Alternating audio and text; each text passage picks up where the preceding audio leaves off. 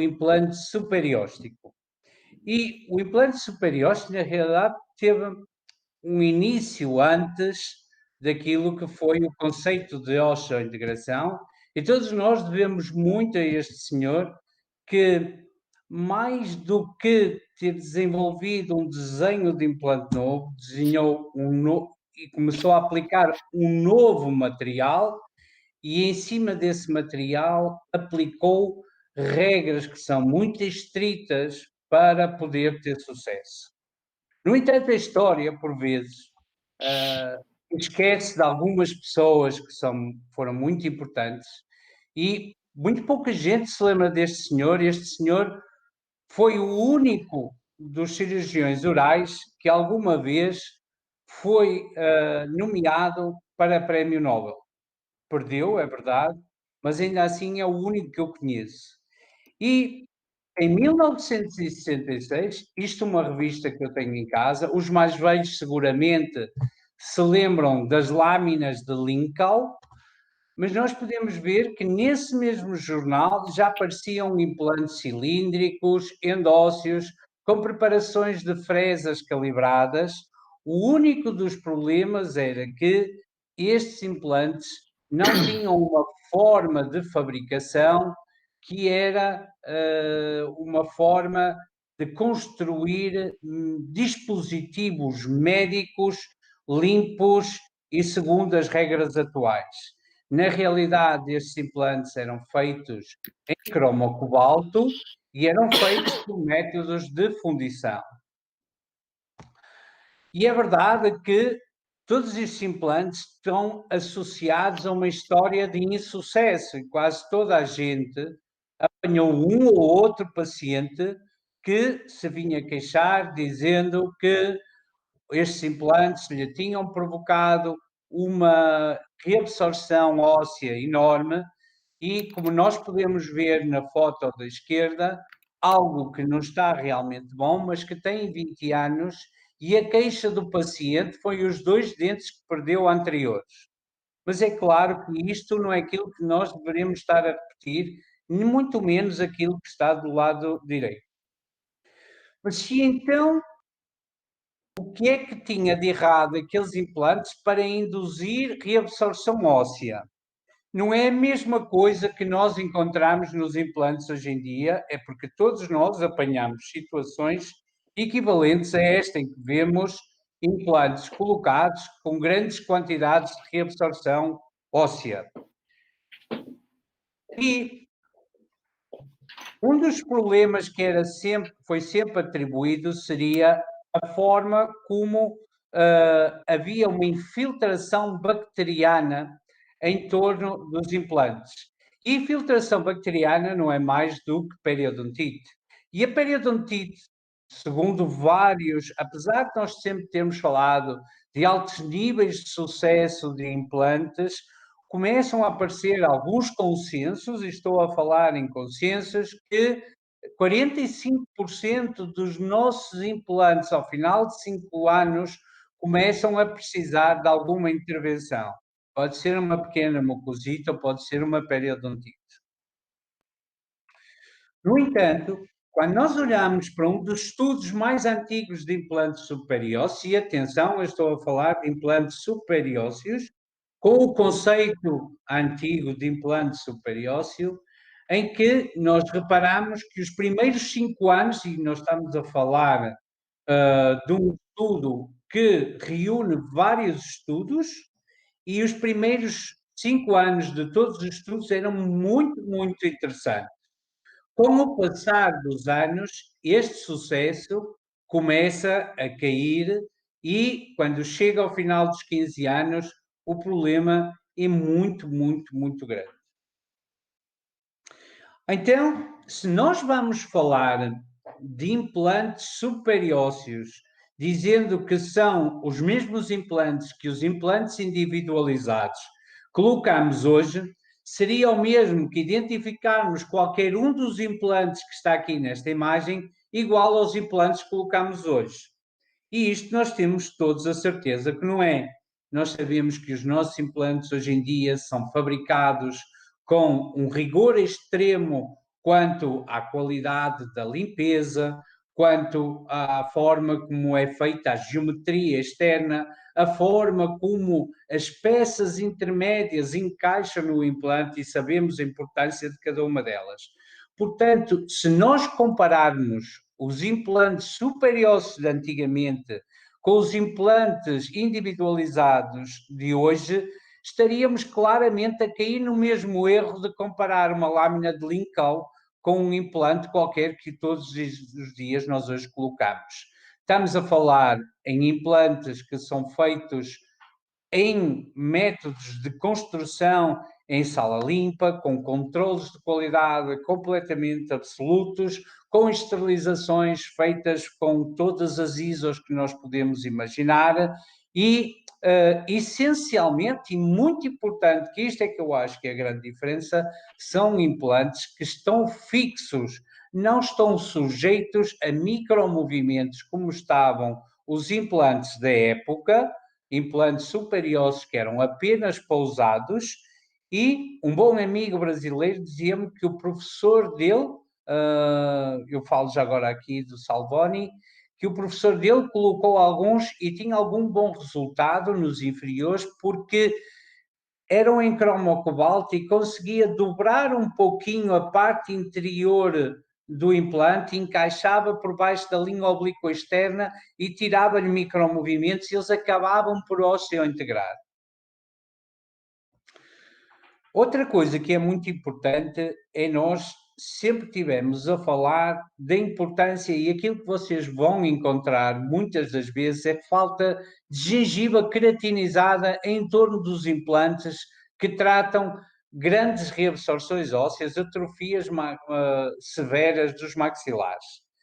Nós todos sabemos que é importante e então, quando nós vamos comparar um implante superióstico com um implante que é endósseo, nós estamos a comparar não duas tecnologias, estamos a comparar diferentes anatomias. Nós só utilizamos um implante superiósseo quando nos desapareceu todo o processo alveolar. Ora, quando nos desaparece o processo alveolar, é significado que nos desaparece a gengiva queratinizada, porque a gengiva queratinizada, a sua origem tem a ver com o osso alveolar. Portanto, todos nós sabemos que colocar um implante na mandíbula do lado esquerdo ou colocar um implante na mandíbula do lado direito são coisas que são completamente diferentes. Sabemos que o sucesso de um vai ser completamente diferente em relação ao sucesso do outro. Aquilo que se passa na atrofia do lado direito é que as inserções de todos os músculos, milioideu, músculo mental, bucinador, estão todos na superfície. Já não existe processo alveolar e, como tal, não vai ser possível nunca conseguirmos desenvolver gengiva queratinizada em torno destes implantes. O que é que vai acontecer? Alguma inflamação, é claro, mas nós estamos a tratar um paciente que está em osso basal. Eu agora vou pedir para passar o vídeo.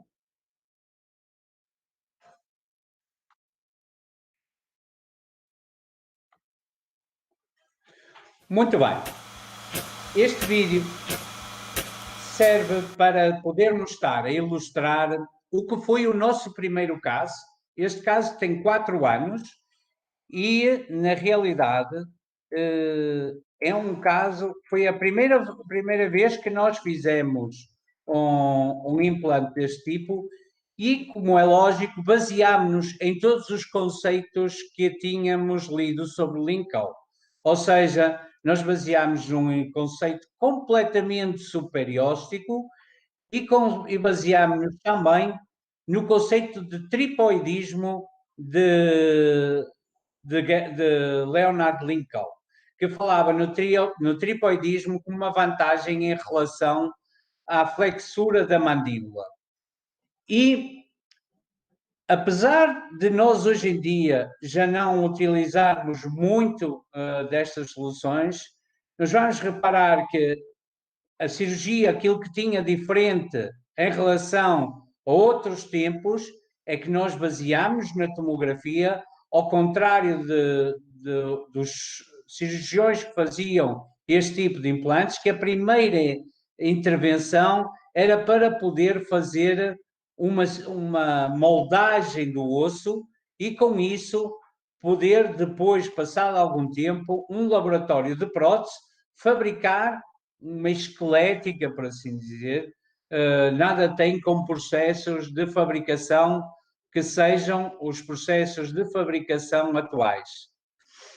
É claro que à época também decidimos que achamos que ter uma superfície rugosa é uma modernidade dos implantes e isso beneficia a osteointegração. E então deixámos o implante completamente rugoso. Na realidade, à época, ainda não tínhamos soluções para poder polir um implante corretamente, mas como quase todos os que estavam a fazer este tipo de implantes eram na ortopedia, são implantes que estão muito profundamente, toda a gente deixa ficar a superfície rugosa de forma a haver uma osteointegração. Muito bem, nós aquilo que fizemos foi, na realidade, fixar e aquilo que achamos que é o sucesso da colocação destes implantes é o facto de nós não termos micromovimentos. Toda a gente que coloca microplacas sabe que, passado algum tempo, se as tenta tirar, é um desespero porque estão completamente cobertas de osso. E esse é o princípio que se baseia, ou seja, nós aquilo que achamos que era o insucesso dos implantes superiósticos colocados antigamente era não só o facto da fabricação ser uma fabricação altamente contaminada, mas ser também, ao mesmo tempo, uma fabricação que não tanto a fabricação, perdão, mas porque os implantes não eram fixos e esses micromovimentos, como qualquer implante que nós colocamos hoje, se não deixarmos o implante fixo, se o implante não tiver estabilidade, vai induzir reabsorção óssea. Queria-vos deixar aqui esta imagem, porque esta imagem é o final de 4 anos, é o follow-up de 4 anos, tem muita coisa errada, já não fazemos nada disto, de lá para cá aprendemos imenso, que o Márcio agora vai falar de todo o desenvolvimento que nós fomos fazendo ao longo destes tempos, inclusive nesta altura chegámos em cima da barra de titânio, soldar alguns multi-units e entretanto apareceu um problema porque um dos multi-units dessoldou, ou seja, à época temos alguns problemas mecânicos, no entanto, aquilo que nós notamos é uma saúde biológica brutal, num follow-up de 4 anos. Claro que sim, nós temos que olhar para isto com 15 anos, não é? E esses 15 anos é que depois nos vão dar.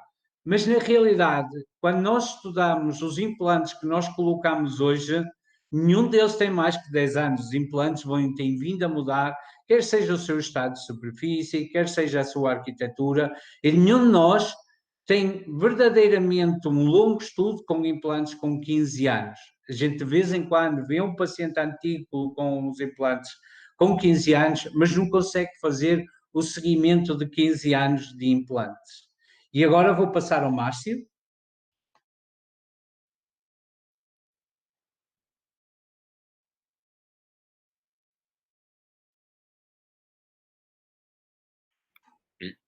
Já está. Bom, então é só você me avisar a hora que eu posso compartilhar a minha tela. Eu posso desligar a minha. Eu acho que tem que apagar a sua primeiro.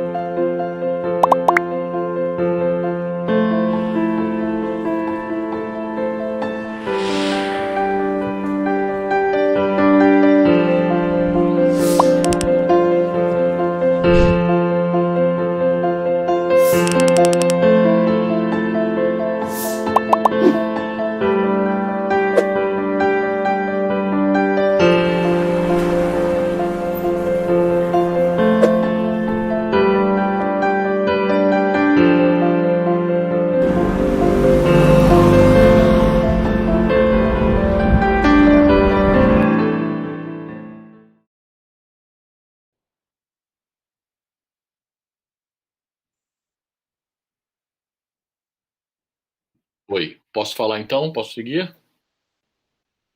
Bom, então, e dando prosseguimento à introdução do Rui, primeiro eu queria agradecer a oportunidade de estar desenvolvendo esse trabalho com ele, com a CPMH.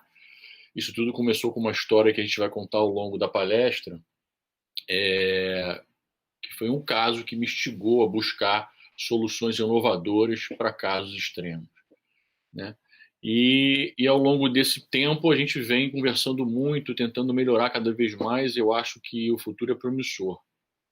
E eu vou falar com vocês um pouco da minha experiência com os maxilares atróficos. O que eu tenho achado, tenho encontrado, só que antes quero deixar bem claro que não existe interesse comercial, a gente tem que deixar as coisas bem claras. O interesse aqui é puramente científico, é assim que a gente vai manter durante todo o nosso trabalho. A gente já sabe do processo de envelhecimento dos maxilares.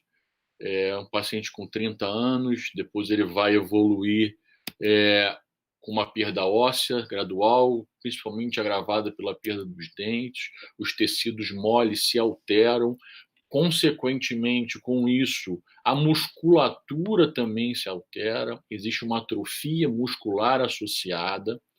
Isso tudo vai ser importante para a gente entender algumas coisas que o Rui já falou e que a gente usa como um princípio para aplicar na técnica cirúrgica, e tem trabalho que mostra isso, trabalho científico, e chega no paciente, que essa eu acho que é a idade-chave, né? O paciente que vai de 65, 70 anos até os 85 anos. Essa é a faixa de paciente que a gente ainda tem alguma dificuldade para oferecer algum tipo de tratamento de ponta quando esse paciente apresenta uma atrofia óssea acentuada. E é nessa faixa de paciente que eu acho que o Implantise entra, esses implantes customizados entram com muita propriedade. E eu acho que a gente tem que ter critério para tudo que a gente vai fazer.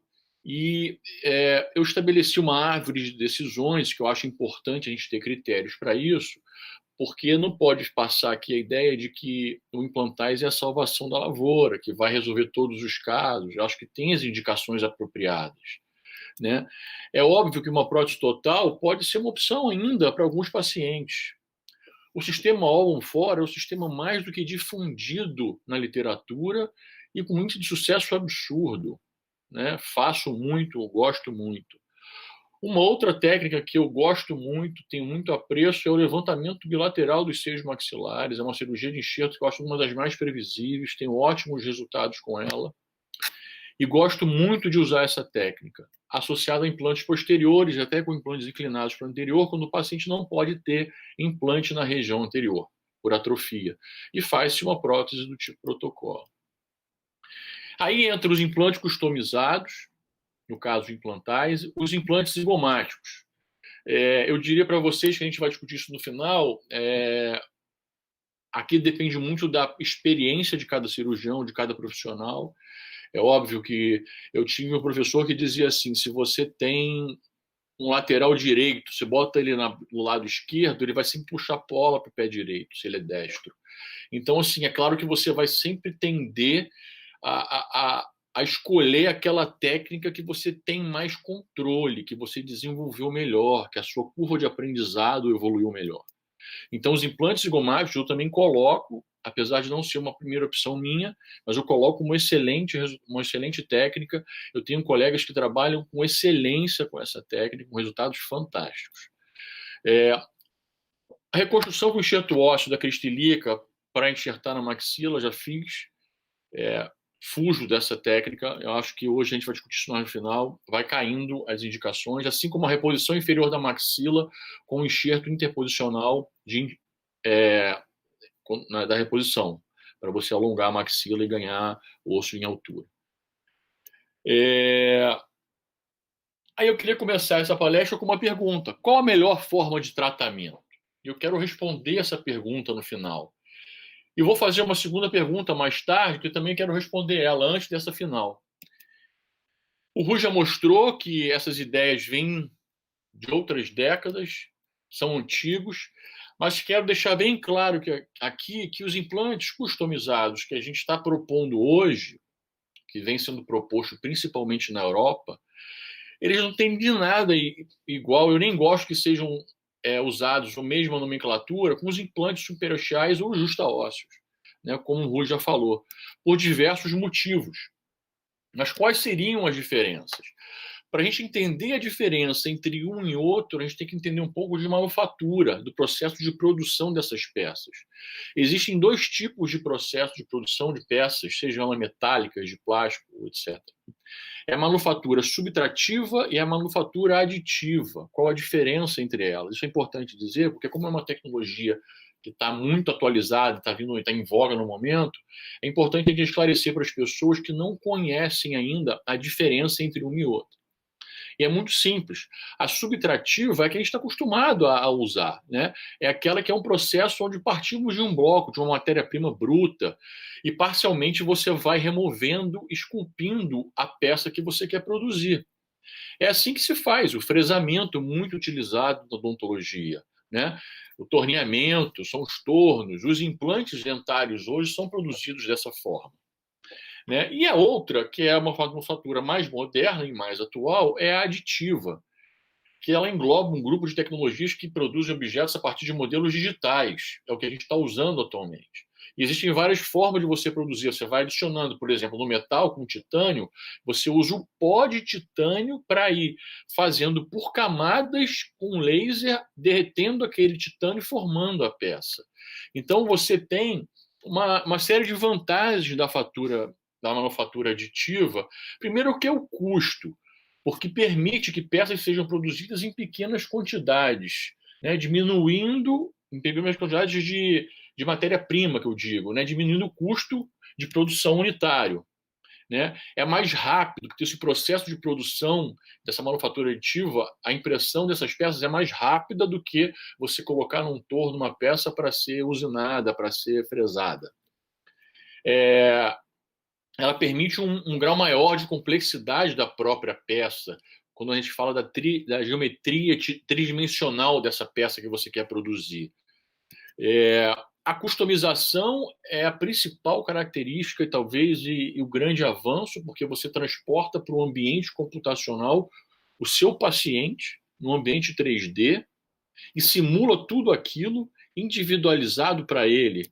Então, essa individualização ela é fantástica e que vai trazer, com certeza, um índice maior de sucesso a longo prazo. Economia e sustentabilidade, né, porque você tem um uso reduzido de material para fabricar uma peça, ao passo que na manufatura subtrativa você desperdiça material porque você usina, você desgasta, aquele material vai embora, você perdeu aquele material. Então, por isso também você diminui o custo. E o ambiente que você produz isso é a fábrica lá, a Bonize. Existe um ambiente limpo, absolutamente preparado, com fluxo interno, com pressão negativa constante, um controle de limpeza muito grande, né? Coisa que você não via nos implantes suberestais, eram fundidos.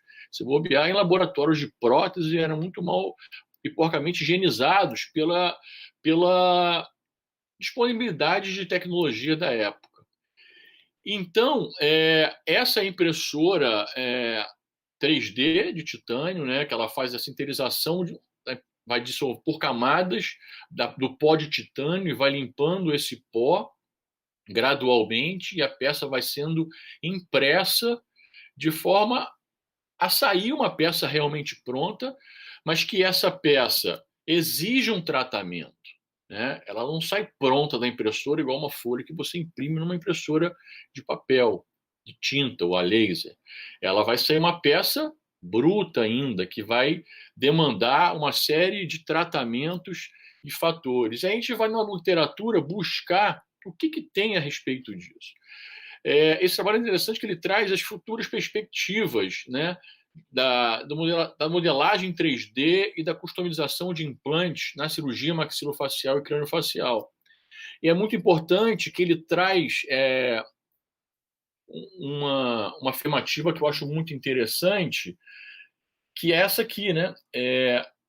Que a manufatura aditiva ela tende a ser o futuro dos implantes customizados, né? E vai aumentar o espectro de materiais suscetíveis e disponíveis para a gente desenvolver essa tecnologia. Já tem a gente aí começando a fabricar enxertos customizados, blocos de enxertos customizados. Então, sem sombra de dúvida, essa tecnologia veio para ficar e a gente vai aperfeiçoar cada vez mais com ela. Assim como esse outro trabalho também, podem notar que são todos trabalhos de 2015 para cá, são trabalhos recentes. Nós temos hoje 2 trabalhos recentes desse ano, um trabalho publicado agora em maio, inclusive, que ele avalia a formação óssea e a osseo-integração de implantes que eles chamam de superosteais, que são esses implantes que nós estamos falando. Porque se descobriu que, que existe uma diferença. A gente vai mostrar que é essa uma base técnica que é usada para a gente desenvolver a técnica do implantise. Esse trabalho ele mostra que implantes superosteais colocados em sulcos, em valas, pequenas valetas, eles tiveram uma performance melhor do que aqueles que foram colocados em cima do osso cortical. Por quê? Isso proporcionou uma neoformação óssea por cima do implante, protegendo aquele implante. Esse trabalho é muito interessante porque ele traz embasamento científico porque a gente tem defendido hoje em termos de técnica cirúrgica, que eu vou mostrar aí na frente. Esse outro trabalho, ele já mostra um conceito novo de fixação, tentando fazer um frame com uma estrutura mais simples, mais fina, mais delgada, para trazer mais delicadeza para a peça. Notem que, ao longo do tempo, como esse design vem se aperfeiçoando, e eu tenho certeza que a gente vai mudar ainda muito o design dessas peças conforme nós formos adquirindo mais experiência com o uso dela. Assim como esse trabalho, que eu acho muito interessante também, que traz uma conclusão bastante sincera, que eu digo, né? Que, dentro dos limites que ele cita, né, do presente estudo, nós temos um follow-up de casos bastante curto, geralmente o número de pacientes não é tão grande, né? E com um retrospecto, o design, como varia muito por serem customizados, os implantes, eles mostraram um índice de sobrevida muito alto, bastante satisfatório, em torno de 95,8%. Então, isso para mim já traz bastante uma ideia bem interessante e um embasamento científico muito bom para aquilo que a gente deseja para o nosso paciente.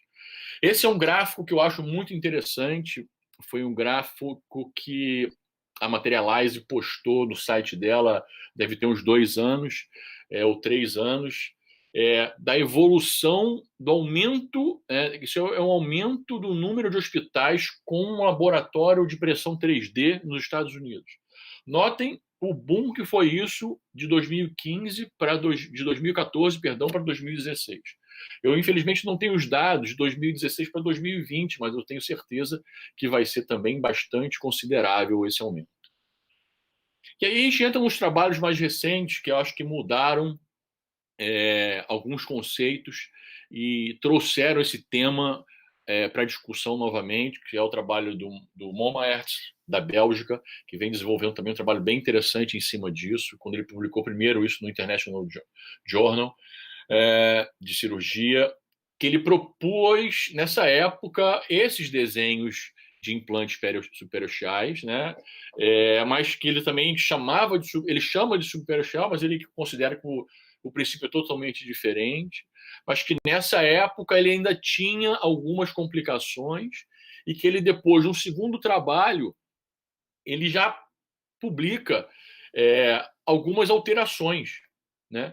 E notem que várias melhorias biológicas foram incluídas, né? Por exemplo, ele já fala de tratamento de superfície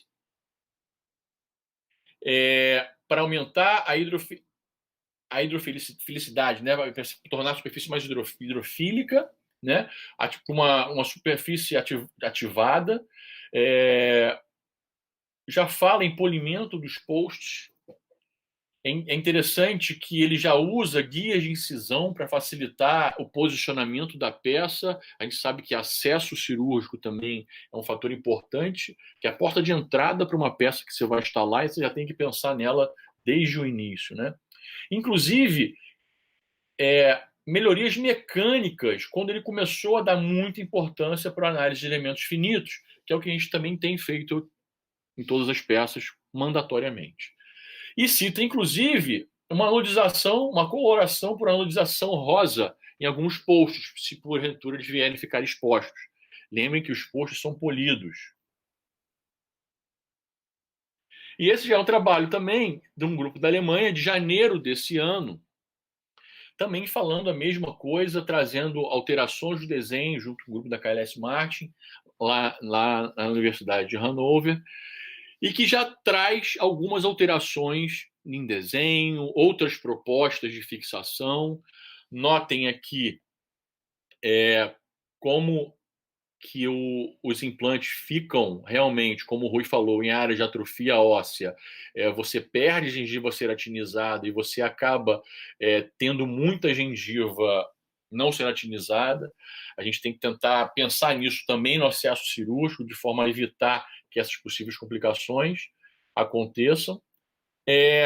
Aqui exemplifica claramente a diferença entre o rebordo normal e o rebordo atrófico. Notem a quantidade de gengiva ceratinizada nesse rebordo e a quantidade de gengiva ceratinizada nesse rebordo. É absolutamente, totalmente diferente. A gente sabe que isso tende a piorar à medida que as inserções musculares da lingual e da vestibular começam a migrar para cima do rebordo. E isso a gente pode usar, inclusive, como fator que vai ajudar na nossa cirurgia, tentando usar essas camadas musculares para poder cobrir alguma parte desses implantes. E aí entra no que a gente estava falando, que o Rui já falou, eu vou só lembrar da importância de conhecer a anatomia dessa região, para a gente tentar trabalhar, principalmente na área da musculatura milioide, saber que aqui a gente pode usar essa musculatura para tentar cobrir alguma área do implante que possa vir a ficar exposta. Então, usar a musculatura para isso também é interessante.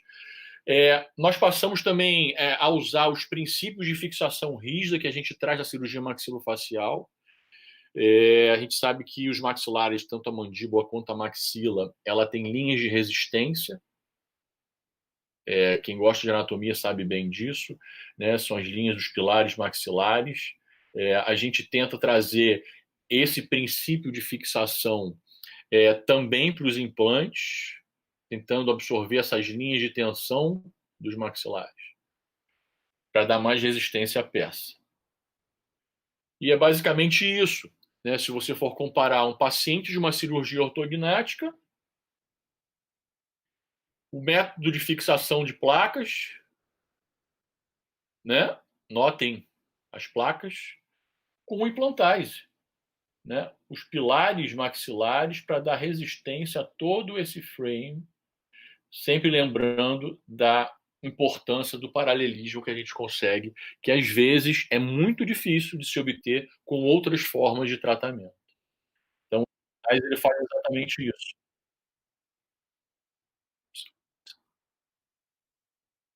Ótimo. Vê se vai rodar esse vídeo aí para mim, João. Então, assim, o paciente ele é tomografado, existe o protocolo de tomografia. Lembrar aqui que as tomografias Cone-Beam têm algumas limitações, porque elas têm um FOV menor. Quando a gente chama de FOV, para quem não sabe, é a área que ela vai pegar da face do paciente.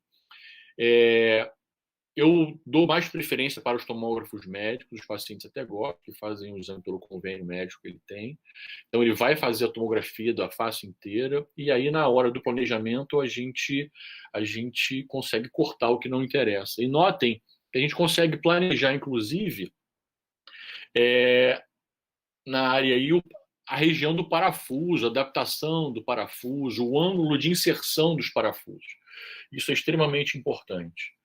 E esse, então, é um caso, por exemplo, é um caso que já tem um follow-up aí de 2 anos, e o caso está bem bem estável de uma maxila, uma atrofia maxilar importante, na qual a paciente não queria fazer nenhum tipo de enxerto, e ela tinha uma peniodização bastante acentuada dos seios maxilares, uma lâmina muito delgada, apesar de não mostrar isso, isso é muito comum a gente notar, né? Quantas vezes antigamente, quem era das antigas abria paciente sem ter tomografia, que eu olho, caramba, esse osso aqui está muito fino. A gente sabe que a espessura da gengiva mascara muitos defeitos ósseos, então a tomografia é importante para isso. Notem aqui como é feito. Hoje nós usamos guias de osteotomia, justamente para osteotomizar as regiões onde vão ser aplicados as porções que ficam os postes de multi-unit, né? Essa osteotomia ela é feita usando esse guia para facilitar a confecção dessa osteotomia. Importante notar que a vantagem desse implante é a possibilidade da carga imediata, né? E notem que num caso como esse é usado protocolo sobre 4 implantes, um all-on-4, em conjunto com implantase. Então, nenhuma técnica veio para substituir nenhuma outra. Eu acho que a gente tem que ser muito sensato na hora de definir um tratamento para um paciente. A gente tem que buscar a melhor técnica mais adequada para aquele caso. E aqui uma animação mostrando para vocês a adaptação dessa peça na tomografia, é a grande vantagem do implante customizado, né? A peça ela se adapta perfeitamente à anatomia do osso. A gente tem uma noção exata da quantidade, da profundidade do parafuso, da relação entre um parafuso e outro, que às vezes fica próximo. Notem a adaptação perfeita, um contorno perfeito do restante mínimo de rebordo que tem nessa paciente. E eu gosto muito de mostrar, de trazer, de associar tecnologias novas. Eu sou um fã incondicional da piezocirurgia e gosto muito, faço só com piezocirurgia todas as minhas cirurgias.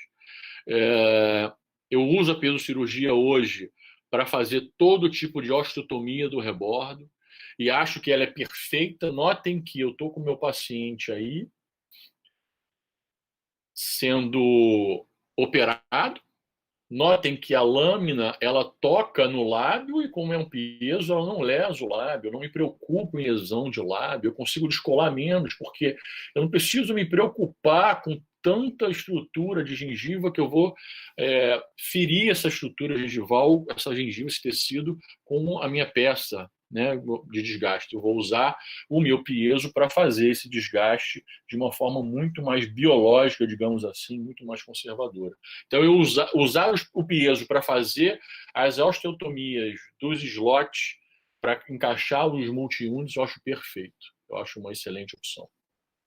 E como eu falei para vocês, todas essas evoluções que vieram, né, no Implantize, não só hoje o Implantize ele tem um tratamento de superfície na parte interna do implante, a parte interna que fica em contato com o osso, que eu mostrei para vocês o trabalho mostrando que existe uma neoformação óssea em torno do implante. Quando você tem essa rugosidade, o trabalho mostra que você aumenta esse nível de osseointegração.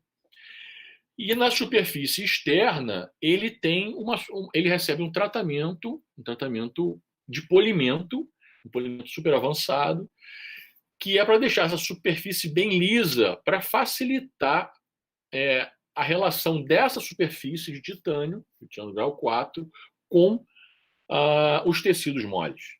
Né? E na eventualidade de uma possível exposição, a gente vai falar das complicações, não posso deixar de falar, a gente tem uma superfície muito polida, né? E que essa superfície polida ela pode ser higienizada e você não tem esses tipos de implante dos relatos das pessoas que têm feito muito lá. O Rui tem uma experiência aí de 480 casos planejados e pode dizer bem isso depois no final do debate, que é difícil você ver infecção presente como você via nos outros implantes superiorais, porque eles têm movimentação, micromovimentos, que facilitam a migração de bactérias para dentro dos tecidos. Esses implantes estão imóveis. Então, aquela superfície que fica exposta, você consegue muito bem higienizar e o paciente manter, se ela vier a acontecer. É claro que você vai depender da colaboração do seu paciente e, claro, também que você vai ter que saber selecionar o caso. Então, para mostrar para vocês como é feita a análise de elementos finitos, o que é análise de elementos finitos?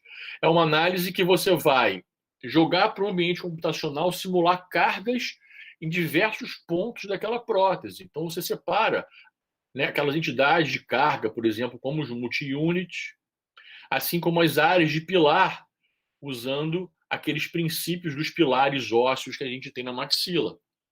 E você simula cargas nessas regiões e começa a avaliar as distorções que ocorrem nessas regiões para ver se elas passam no teste de resistência. Não passando, você vai ter que mudar o desenho da sua peça até que ela passe, né, nessa análise para ser fabricada. Até porque, principalmente aqui no Brasil, por exemplo, as pessoas não sabem, toda peça customizada ela precisa de um registro na Anvisa. E a peça, como ela é customizada, ela é personalizada para o paciente, ela tem que estar vinculada a um CPF, a um nome de uma pessoa, porque aquela prótese só serve naquela pessoa. E ela é fabricada dentro de todo esse rigor, e esses testes são apresentados para aprovação na Anvisa, e essa prótese ela ganha um número de registro vinculado ao seu paciente. Né? Então, assim, é assim como funcionam as próteses de ATM, as pessoas que fazem cirurgia maxilofacial. Então, é assim que funciona. Notem como é hoje a adaptação dessas peças. Notem que a importância da confecção desses slots, que a gente consegue adaptar melhor, enterrar melhor a peça para dentro do osso. Né? Se vocês notarem aqui, a gente consegue deixar a peça mais adaptada. É claro que em alguns casos pode ter algumas limitações na região posterior, dependendo da relação óssea com o seio maxilar.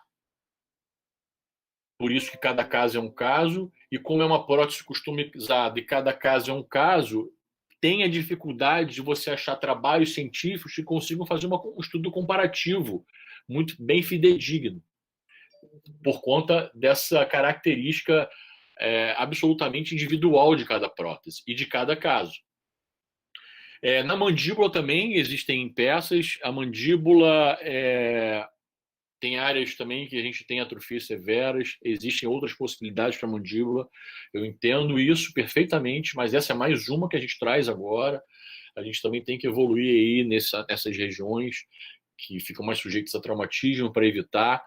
Como eu falei para vocês, usar a musculatura às vezes para proteger essas peças é interessante, principalmente no lado lingual.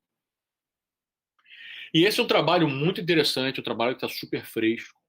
Saiu agora, foi aceito em 6 de maio ele foi aceito e 8 de maio ele foi publicado, né, na revista Materials. É uma revista que fala muito sobre tecnologia de materiais para a área médica.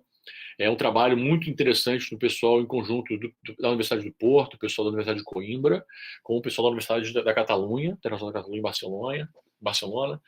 E é um trabalho que avaliava a superfície, não é superfície de implantes customizados, mas são superfícies de malhas de titânio customizados para enxerto, cujo mecanismo de fabricação é o mesmo dos nossos implantes.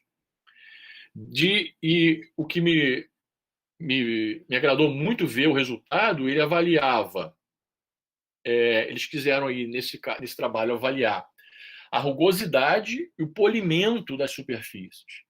E notem que a superfície, eles avaliaram aí as malhas de titânio produzidas pela Bone e por outras empresas, parece que uma italiana e uma suíça. E a Bone ficou com a melhor superfície, sendo a mais polida, com tratamento que melhor se adaptou, que mostrou assim, muita uniformidade nessa superfície.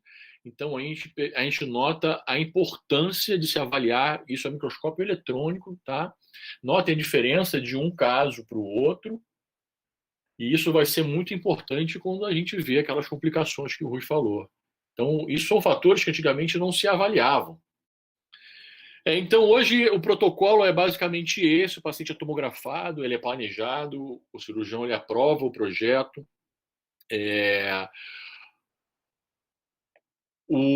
Hoje a gente tem, o que tem sido feito são essas guias para osteotomia, como eu falei para vocês.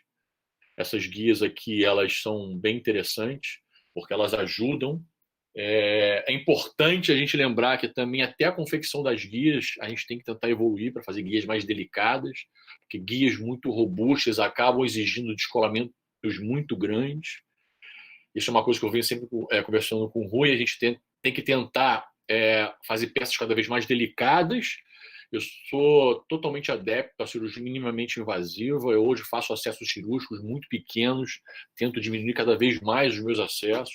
Eu acho que é para isso que a gente tem que caminhar agora no caso dos implantes customizados, para a gente tentar diminuir tempo cirúrgico, morbidade, e quanto menos você mexe, menos complicações você fica sujeito a médio e a longo prazo. Né? Então, assim, trabalhar bastante, essas guias são muito importantes para a gente usar, para que de forma muito, muito fácil esse implante se encaixe. Esse implante pode receber a carga imediata da prótese. Então, resumindo, os diferenciais do Implantize hoje são esses: é a customização, respondendo aquela segunda pergunta, não a primeira, quando eu abri a palestra. Ele segue princípios biomecânicos muito rígidos, através da análise de elementos finitos. Então, você tem uma peça que você sabe que ela foi testada no ambiente computacional, que é feito para isso. Então, a gente pode ter muita tranquilidade. Ela, além disso, recebe um tratamento de superfície, tanto na parte externa quanto na parte interna. Ela é rugosa por dentro, como se fosse uma superfície SLA, para ter um contato com o osso e otimizar a relação dessa peça com o osso. Como o Rui falou, quem faz cirurgia maxilofacial e tem que tirar placas de cirurgia ortognática, às vezes é difícil. Até placa para ancoragem ortodôntica, quando a gente usa, a gente vê osso formado por cima do parafuso. Inclusive, hoje o Rui já está fazendo tratamento de superfície nos parafusos que seguram essa peça, né, para tentar que ocorra a integração mesmo desses parafusos, para não ter falha da fixação. É um planejamento guiado proteticamente, ou seja, com os princípios do planejamento reverso. Então, você não vai ter problemas de angulação de implantes, aqueles implantes lá, aqueles multi-últimos, vão estar totalmente paralelos. Então, você vai ter um assentamento muito passivo da sua prótese. Isso também favorece muito a distribuição das cargas em todo aquele frame, aquele sistema que você planejou. Permite a criação de peças com designs muito refinados. É uma produção bastante econômica e muito sustentável, né? E a biocompatibilidade absurda. Bom, eu já respondi a segunda pergunta e eu vou agora seguir a palestra para encerrar com um caso que eu acho que é um caso que não é exatamente do Implantize, mas ele traz exatamente os princípios que foram utilizados, e foi com esse caso que eu comecei a estudar mais o assunto, né, quando eu me deparei com esse caso, com a limitação desse paciente. Esse é um policial militar que foi baleado em serviço. Foi até uma notícia famosa na época. Foi o policial do BOP que sofreu um tiro na face, um projétil de arma de fogo, com um orifício de entrada nessa região, onde ele tem a cicatriz, saída aqui na mandíbula. Foi um PAF transfixante na face. E ele apresentou uma perda absurda do osso maxilar, ou seja, ele perdeu totalmente o osso maxilar. Ele tinha ausência da projeção maxilar. Vocês vão ver daqui a pouco. Com isso, ele sofreu uma autorrotação da mandíbula, uma perda da dimensão vertical, ele perdeu o suporte labial. E com isso, essa era a tomografia desse paciente no pós-operatório. Notem que esse paciente ele apresentou, nesse PAF, fraturas orbitárias importantes que foram tratadas no segundo tempo cirúrgico. O primeiro atendimento foi para conter hemorragia e tratar as feridas. Assim como a fratura da mandíbula que ele teve, apesar de não ter tido fratura de nenhum dos dentes mandibulares.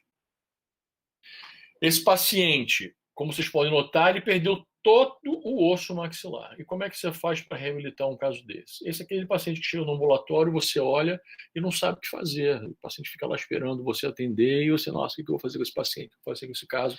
É claro, depois que ele sai do CTI e passa por muitos procedimentos cirúrgicos, para tentar chegar a esse ponto estável de sobrevivência, digamos assim, com muitas limitações estético-funcionais, que eu vou mostrar para vocês já já. Então, essa tomografia desse paciente, notem que ele não tem praticamente osso maxilar nenhum. Então, essa é a fotografia da condição intraoral desse paciente. Notem que nós temos várias fístulas na boca. É importante dizer para vocês que esse paciente não tem nenhum osso nesse palato. Notem que existe aqui uma área cicatricial muito grande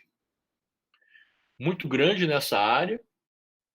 Isso aqui é porque foi feito retalho da mucosa jugal, que foi rodado para cá para fechar o palato mole, para suturar essa região. Os pacientes baleados, eles têm perda de substância. Então você não tem basicamente tecido nenhum. Se eu entrar com uma agulha nessa região aqui, eu vou perfurar, vou chegar na cavidade nasal, no seio maxilar. Quer dizer, o seio maxilar ele nem tem mais, já é a cavidade nasal. Então, nesse caso, notem que o rebordo alveolar é inexistente. Essa é a posição virtual do rebordo alveolar dele. E notem, aí vem aquela questão da limitação desses casos muito atróficos, que você não vai ter a gengiva inserida que você gostaria, a gengiva queratinizada que você gostaria de ter, você vai ter muita gengiva não queratinizada para trabalhar, e não tem jeito que você tem, dificilmente você vai conseguir mexer. Evitar grandes acessos aqui é importantíssimo, porque qualquer falha ou deiscência é uma grande comunicação buconasal, aí o paciente deixa de falar, ele já estava com a voz um pouco anasalada, por conta dessas comunicações que ele tinha, como eu mostrei. Todas essas fístulas aqui que ele apresentava nessas regiões aí. Bom, e diante disso, a gente tem um desafio. Um grande desafio. E quando você tem um desafio, eu acho que você tem que buscar delinear a proposta de tratamento para esse paciente. Enumerar esses desafios para conseguir traçar um plano de tratamento viável e possível para esse paciente. Quais seriam esses? Restaurar a estética e a função, obviamente. Restaurar o suporte labial para dar mais estética nele. Tratar as comunicações sinusais e nasais. Importantíssimo, isso dá muita qualidade de vida. Prevenir a infecção. Esse paciente poderia vir a fazer infecções recorrentes daquela região por conta dessas comunicações que ele apresentava. Prevenir comunicações nasais e sinusais secundárias. Obviamente, se você vai fazer um procedimento cirúrgico, eu posso aumentar e piorar aquelas complicações que ele já tinha. Garantir o fechamento primário, para isso, sem decência, né? E avaliar a via aérea. Esse paciente ficou internado no CTI por quase um mês. Né? Então, o paciente que ficou entubado há muito tempo, ele foi traqueostomizado, então existe uma possibilidade de uma estenose da traqueia também desse paciente. E quando você tem o desafio, você tem que tentar superar esse desafio para chegar no sucesso. E você tem um problema, você vai ter que achar aquela solução mais cabível na época, obviamente. E para isso você tem que pensar um pouquinho fora da caixa. Esse é um caso que eu recebi há 2 anos atrás, não é um caso recente, mas vai fazer aí 1 ano de operado aí agora no início do segundo semestre.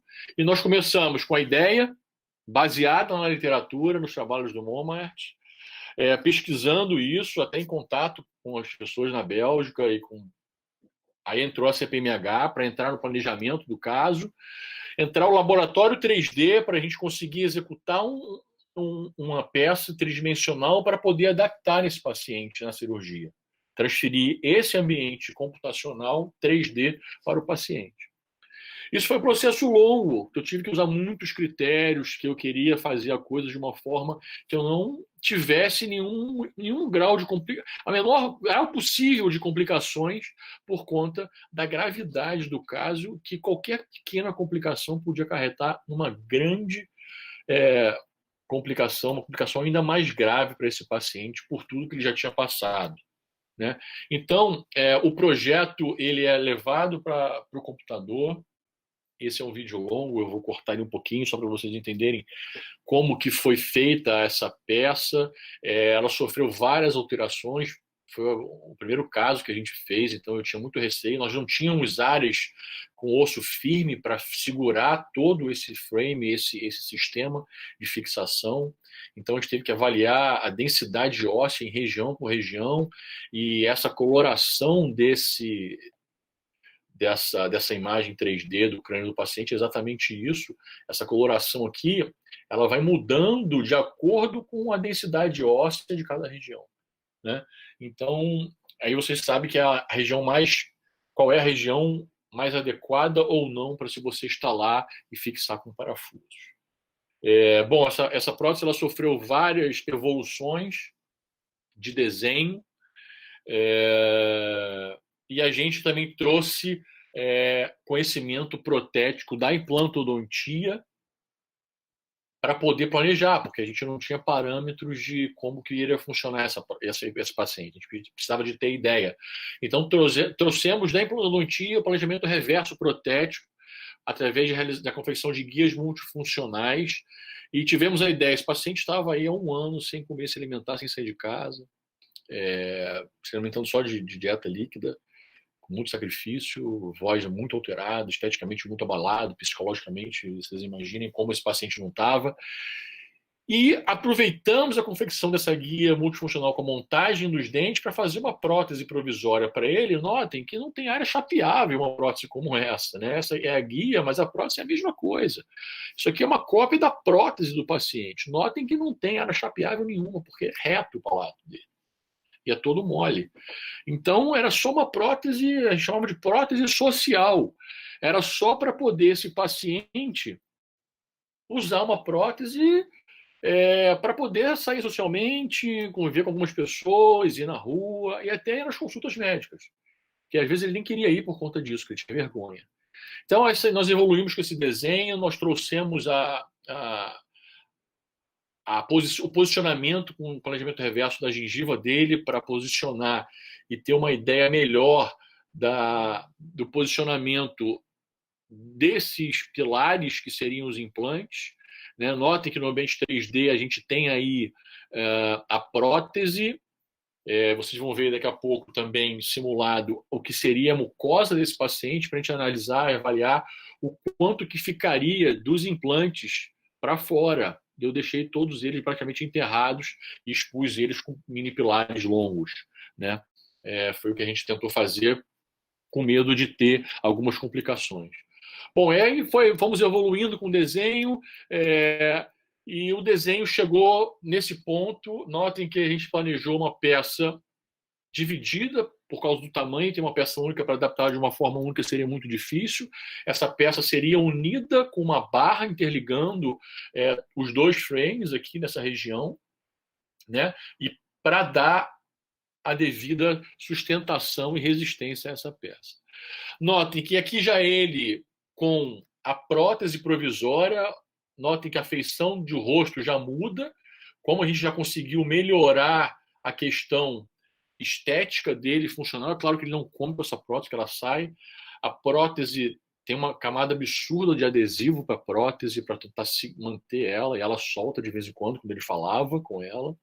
Essa é a prótese dele que a gente conseguiu fazer, adaptada, e ele ficava feliz, se adaptou com ela e conseguia falar. a gente viu um sorriso nesse paciente. Então, essa prótese foi uma prótese provisória, sem estabilidade nenhuma, sem função nenhuma, é só uma prótese para convívio social, né? Então, essa prótese foi feita junto com a guia multifuncional que nós fizemos. Já que nós tínhamos montado os dentes e tínhamos já o sorriso dele planejado, nós fizemos essa prótese provisória porque a gente sabia que até aprovar tudo, fazer o planejamento, ele ainda passou quase mais 8 meses até esperar a cirurgia. Então nós demos aí 8 meses para ele de muita qualidade de vida. Essa é a análise de elementos finitos. Quando a gente começou a peça, a gente começou a ficar satisfeito, e aí já começou sendo reprovado a peça na primeira análise, tivemos que voltar para o laboratório, voltar para o computador, reavaliar o projeto, mudar a estrutura, mudar a espessura, fazer testes simulando o paciente com a barra da prótese para ver se isso ia mudar. Eu vou cortar um pouco o vídeo. E aí começamos a evoluir para uma prótese melhor. Melhorou muito em relação à primeira, mas ainda tinha sido reprovada na análise de elementos finitos, para chegar num projeto final, aprovado, obviamente, porque isso nos dava a garantia de que nós tínhamos uma prótese customizada que ia suportar a carga mastigatória desse paciente. E lembrem que ele tem dentes inferiores, mandíbula totalmente intacta e funcional, então ele vai ter uma carga mastigatória bastante acentuada, em cima de uma prótese de resina. Então esse foi o projeto final do caso. É importante ressaltar que a tecnologia também, a manufatura aditiva, é através dela que a gente produz os biomodelos, e foram produzidos os biomodelos para esse caso. Eu simulei a cirurgia nele, na mão, no consultório, olhando, tentando, vendo como é que ia ser a adaptação.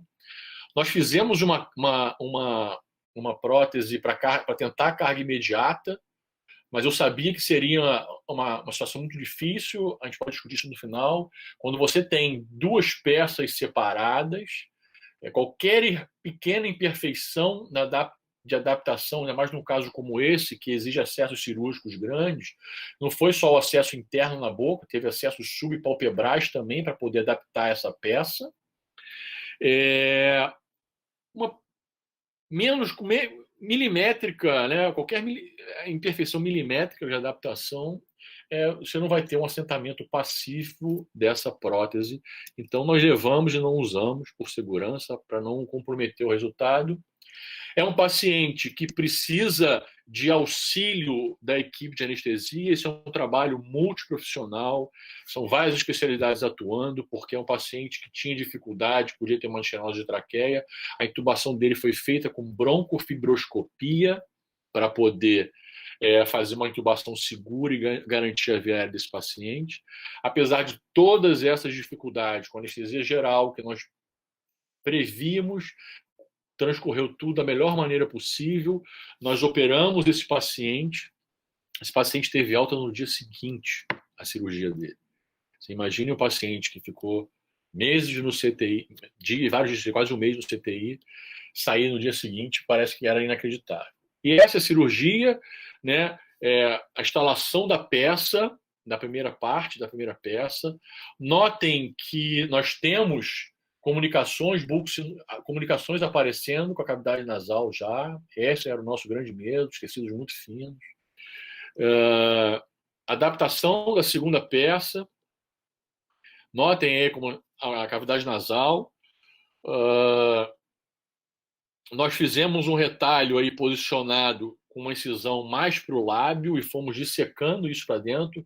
Na verdade, isso tudo aqui é o retalho caído do lábio para baixo, que eu ia usar para fechar depois sobre os postes. Nós botamos os mini pilares e os covers de mini pilares, como se fossem transfers, porque eu queria estruturas bem compridas, porque com edema elas podiam ficar cobertas na cirurgia, o edema que fosse tendo pós-operatório. Então nós usamos posters de transferência para isso.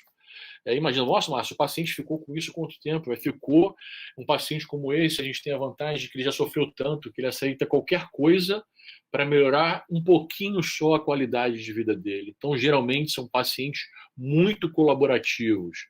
E por isso a gente consegue proporcionar com mais calma tratamentos mais elaborados. Eu gosto muito de usar fibrina para ajudar a cicatrização dos tecidos moles.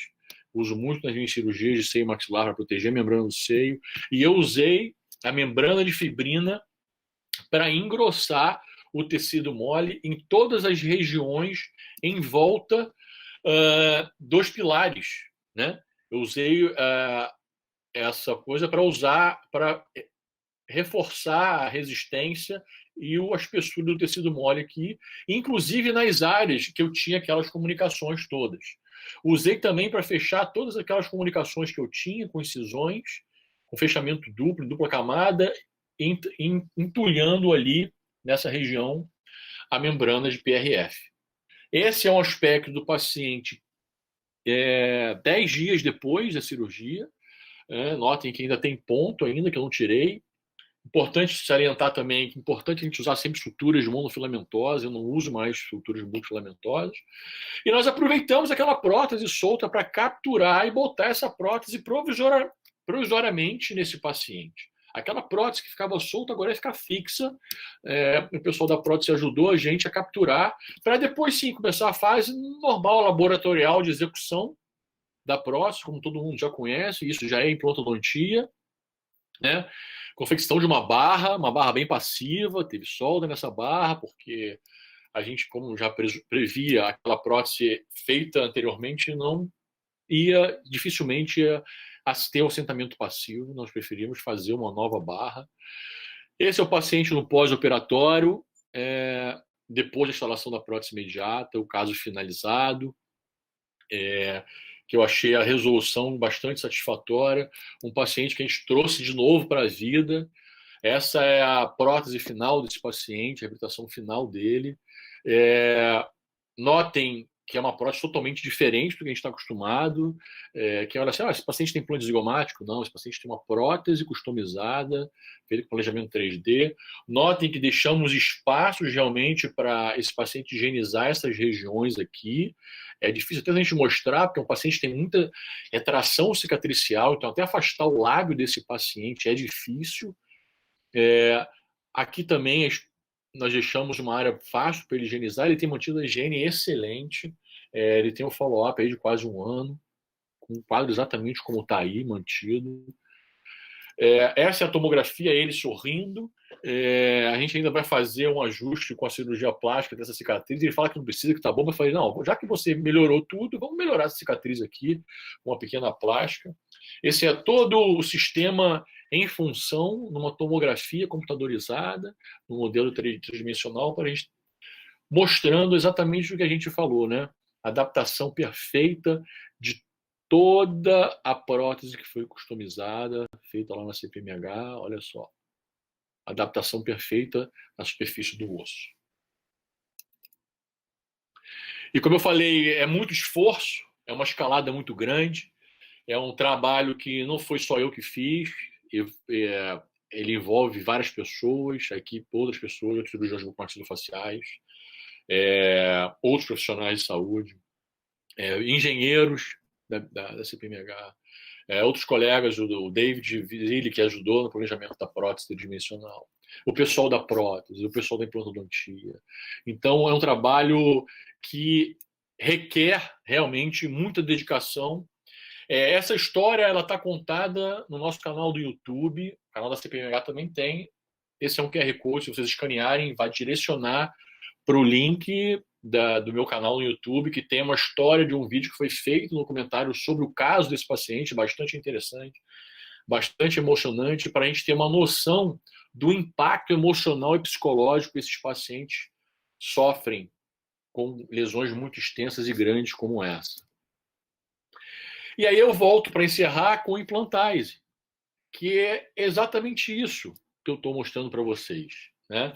É um princípio de usar a tecnologia para personalizar uma peça que hoje tem um tratamento de superfície na parte que fica em contato com o osso, que ela tem um polimento especial, que a microscopia eletrônica de varredura está mostrando que é eficaz.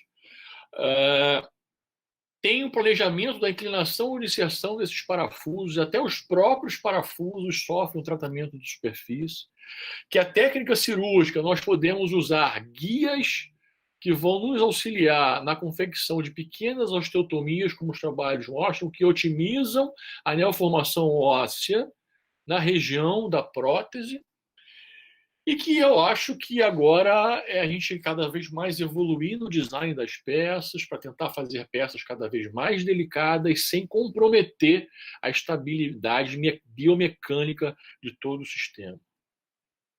Bom, esse é um caso feito com implantais, e notem que é encantador assim, essa questão do paralelismo que você consegue, né, para você instalar a prótese, usando todos esses conceitos que eu falei para vocês. Eu já tenho algumas ideias depois eu quero conversar muito com o Rui e com o pessoal da CPMH, a gente vai sentar muito para conversar ainda designs novos, eu tenho algumas ideias bem interessantes para a gente desenvolver, e eu acho que é muito promissor. As vantagens para a gente encerrar, como eu já falei, é o menor custo biológico para o paciente, um baixo índice de complicações, não exige inserto ósseo, é uma cirurgia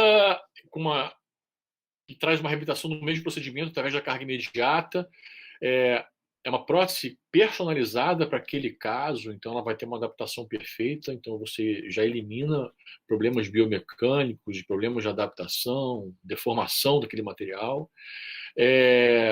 O desenho respeita a anatomia óssea do paciente e tem um apoio da empresa no planejamento cirúrgico, né? De toda uma equipe envolvendo engenheiro, cadista, profissionais, especialistas na área que vão poder dar apoio no suporte na elaboração e no planejamento de um caso, né? E produzindo impressoras 3D ultramodernas, e você ainda pode receber esse material para você se comunicar com o seu paciente. Essa é uma questão muito interessante que a tecnologia também traz, né?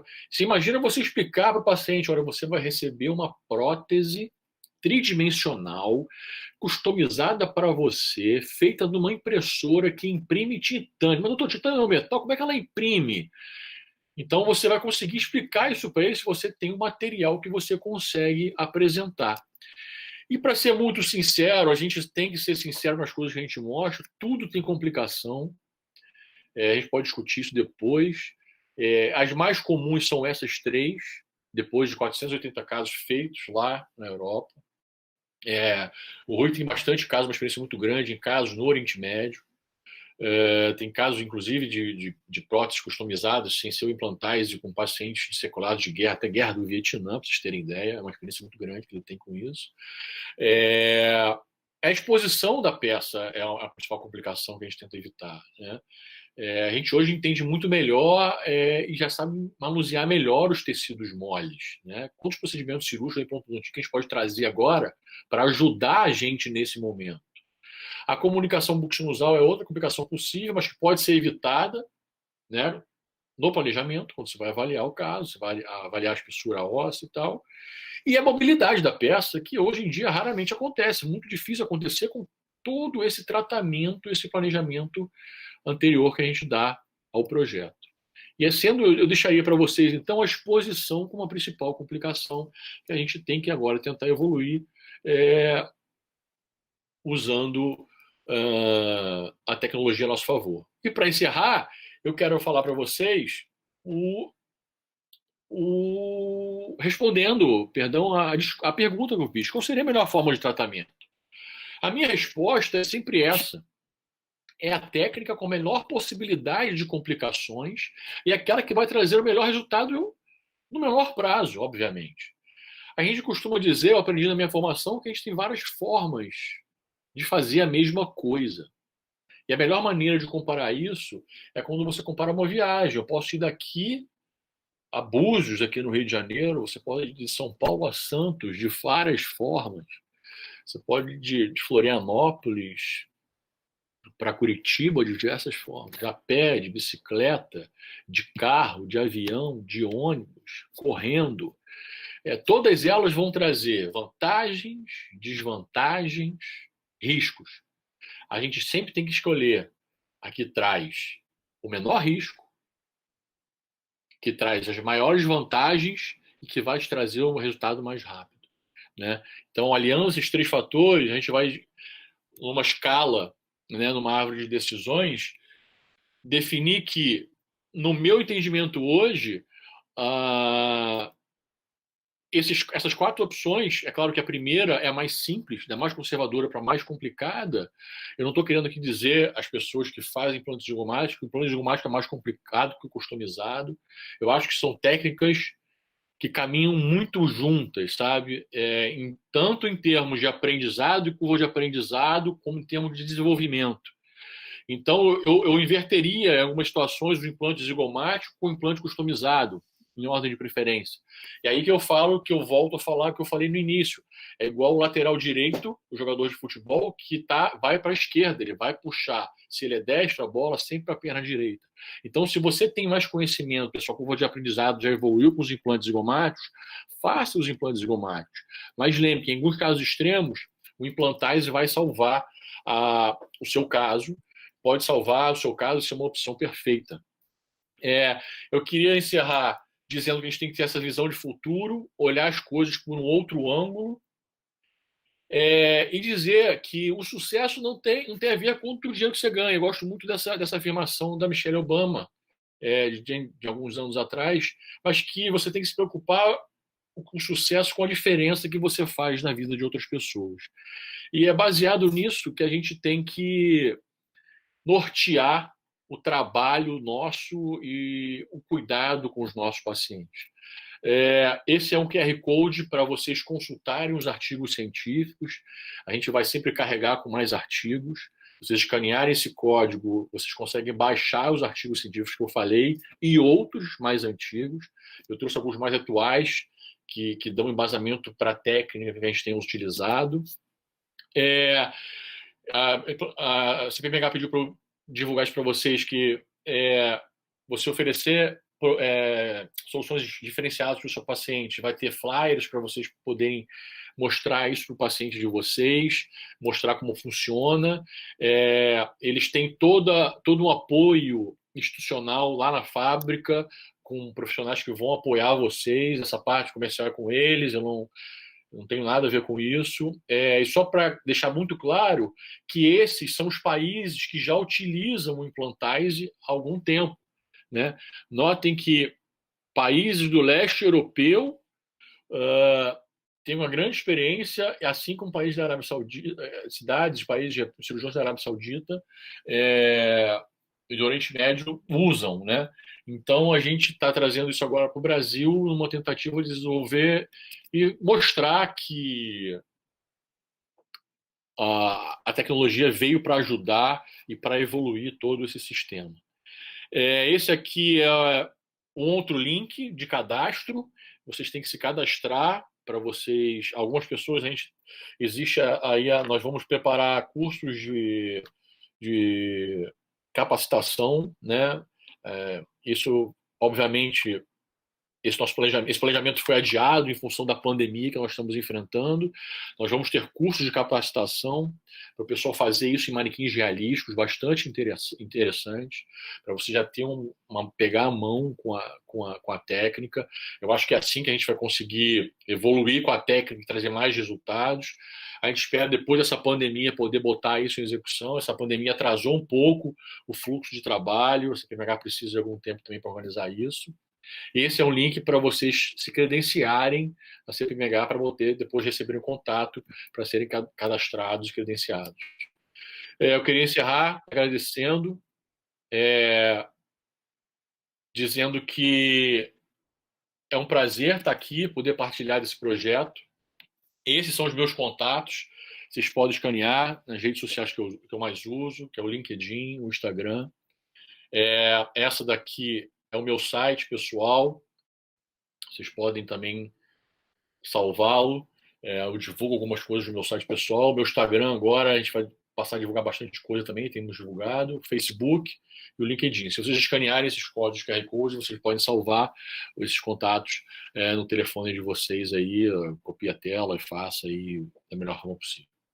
Bom, estou aberto aí à discussão. Acho que eu falei, aquela horinha que eu falei que ia falar exatamente, sem me alongar.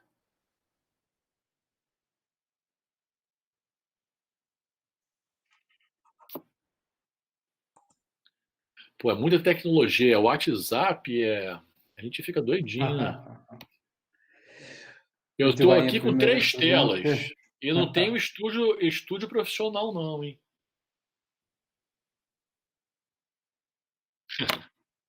Sim, é mais uma brincadeira mesmo. Pode descontrair. Muito bem. A primeira pergunta que nós estamos aqui a ver, que são os problemas da segmentação óssea. Eu poderia responder a isto. Realmente, a segmentação óssea é um problema grave quando nós temos metais ainda dentro da boca.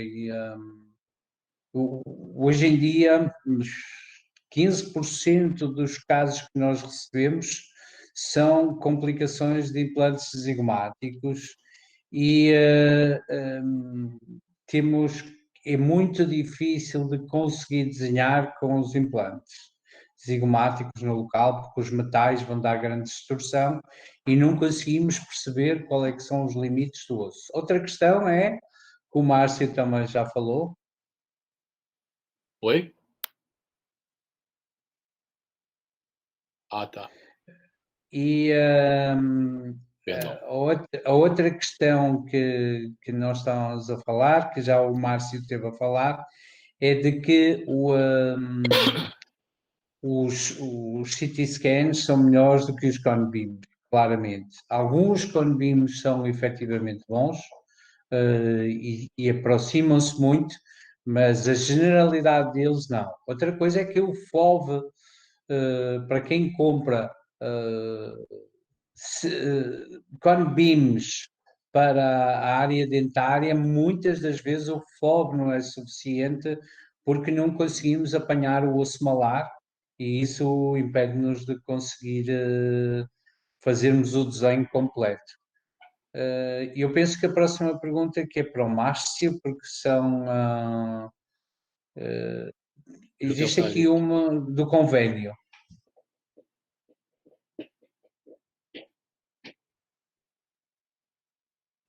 É a terceira pergunta que você fala? Do Sim. convênio. É o Lécio Pitombeira, né, que está perguntando. Obrigado, Lécio, pela pergunta. Como está sendo feito, né, a autorização do implantagem pelo convênio médico do paciente? Sequelas de tumores ou PAF. A autorização dessas peças, a CPMH vai orientar vocês melhor a respeito disso. Eu acho melhor você entrar em contato com a empresa, viabilizar isso. São peças para reconstrução, obviamente, e existe uma forma de você solicitar isso sim, e o pessoal da empresa vai poder orientar a melhor forma de fazer isso, tá? De acordo com os distribuidores que eles têm, essa parte comercial é com eles.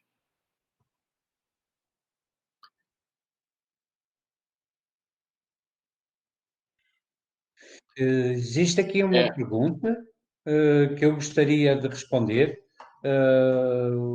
O Lio Cravinhos, na realidade, nós nunca colocamos nenhuma esta técnica em nenhum paciente irradiado até hoje. Não fizemos. No entanto, temos tratado alguns pacientes, nomeadamente tratamos já pacientes que tiveram que remover devido a bifosfonatos e porque fizeram um tratamento all on four e tiveram exposição de todo o osso e tiveram que remover todo o osso alveolar, todo o processo alveolar da maxila, e nós tratamos esse paciente, temos hoje em dia um follow-up de 1 ano e sem qualquer complicação. Vamos agora em Espanha, porque fomos autorizados pelo Conselho de Ética do Hospital com um parecer dos imunologistas, um paciente que tem artrite reumatoide e que está a ser tratado com imunossupressores. E porque o implante em que estaria completamente contraindicada a colocação de implantes endócios, foi-nos permitido fazer um implantase porque a fixação, porque não há evidências de complicações nem do periósteo, nem do osso cortical. As complicações seriam só no osso medular e, como tal, foi-nos permitido estar a colocar isso, esse implante.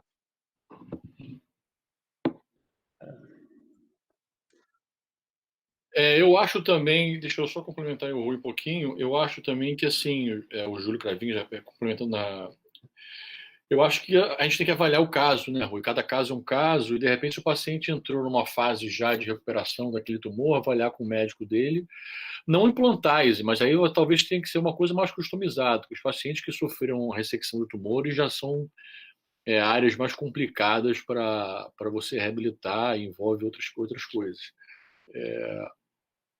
E tem uma pergunta que tem a ver com isso, que é do Daniel Ribeiro: quais são os especialistas que podem solicitar esse tratamento?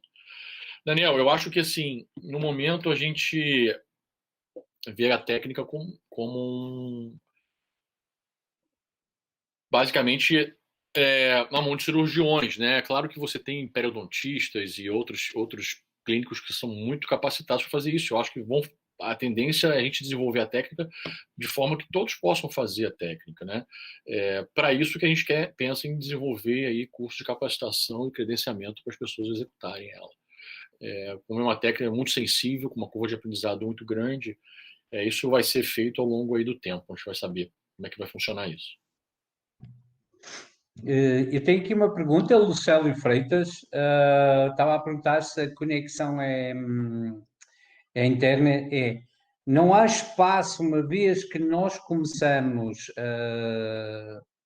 em cima do osso, ou fazemos pequenos slots que entram 2, 3 minutos, não há espaço para fazer uma conexão interna. Quer dizer que o próprio multi-unit tem um parafuso de 2,5 mm, que é uma métrica 2, de forma a que ele possa ter uma superfície muito ampla e muito chata para que possa sofrer forças laterais sem qualquer risco de fratura do parafuso. Entretanto, é um pilar cônico na parte superior que é compatível com todos os sistemas de mini pilar. Havia também uma outra questão que é mais ou menos relacionada com esta, que tem a ver com a plataforma protética. A plataforma protética é própria porque não é possível, se vocês repararem, um implante endósseo normal tem cerca de 7 milímetros de conexão. Se nós contarmos o hexágono, se contarmos depois a parte de parafuso, cone Morse ou assim, nós temos sempre no mínimo 7 milímetros, porque todo o implante está em osso, está dentro do osso, e nós, neste caso, não temos esse espaço para colocar. São umas pequenas conexões que são próprias, e o multi-unit é próprio, o pilar cônico, não é? O mini pilar cônico, mas o que vai por cima é que é compatível com todos os outros sistemas. Ainda uma outra pergunta, e eu esta aqui eu preciso da colaboração do Márcio, e acho que vamos abrir aqui um pouquinho a discussão. Sim. A exposição do material é algo que hoje em dia quem faz este tipo de reabilitações tem muita experiência. Hoje em dia um implante zigomático é na realidade um implante superióstico que está fixado no zigoma. A partir do momento em que se começou a fazer abordagens externas, o implante sigmático, inclusive até se começou a demonstrar uma tendência para lhe retirar as espiras, porque isso prejudicaria a exposição. A exposição é algo que é um metal que vai estar polido e que tem que ser bem higienizado e todos nós temos esta experiência da exposição. Ela não é difícil, não é problemática. O caso que o Márcio esteve a mostrar do Marcos, não é? Como é que se chamava o paciente? Mateus, Mateus, perdão. Mateus, na realidade, não tem gengiva nenhuma queratinizada em torno, os pilares estão todos expostos. A quantidade que expõe para cima ou para baixo é pouco importante, é um selamento. Podes adicionar qualquer coisa, Márcio?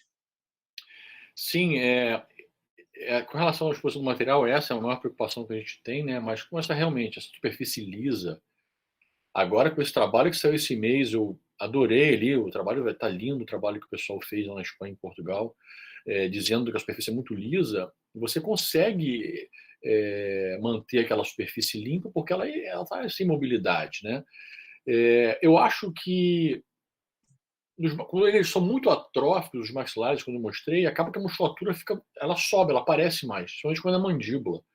Na mandíbula, eu acho até mais fácil de você conseguir esconder, né? Na maxila, talvez na região pilar zigomático, em algumas regiões do palato, você pode ter regiões mais críticas. Mas eu hoje em dia também vejo que a gente manuseia os tecidos moles de uma forma tão avançada, né? A gente traz isso da implantodontia, que acho que a gente vai ter recurso para contornar esses possíveis problemas de exposição na cavidade bucal. E aquilo, é igual uma membrana que você tem exposta quando você faz o enxerto, a membrana não absorvível. O paciente não mantém ela higienizada, você não consegue, o paciente não mantém aquela membrana até que você tenha aquele período para que a regeneração tecidual guiada ocorra. Eu acho que a peça protética, como ela é polida e a membrana não é polida, você consegue manter também. Então, eu vejo isso também como um problema contornável e isso tem muito a ver também com a curva de aprendizado, você vai pegando mais casos para tentar manter essa cobertura. E uma outra coisa interessante, Rui, não sei se você também talvez possa opinar sobre isso, tem trabalho mostrando que em algumas situações que você acha que a gengiva está mais delgada, que o tecido está mais delgado, que está se colocando enxerto ósseo. Mas uma técnica que não precisa de enxerto ósseo, mas é biomaterial sobre a peça protética, cobrindo essa peça com membrana, e o trabalho está mostrando que tem neoformação óssea sobre o implante. Então, se você tem um implante que tem uma superfície interna rugosa, com tratamento TSLA, por ataque por subtração ácida, que vai ter uma integração melhor, e você estimula a neoformação óssea, você vai aumentar a espessura óssea e até a qualidade do tecido mole que recobre aquela região. Então, é uma outra possibilidade também que a gente pode avaliar aí ao longo do tempo. Tem trabalho já mostrando isso, viu? Tem uns 3 trabalhos aí mais recentes mostrando isso. Há uma pergunta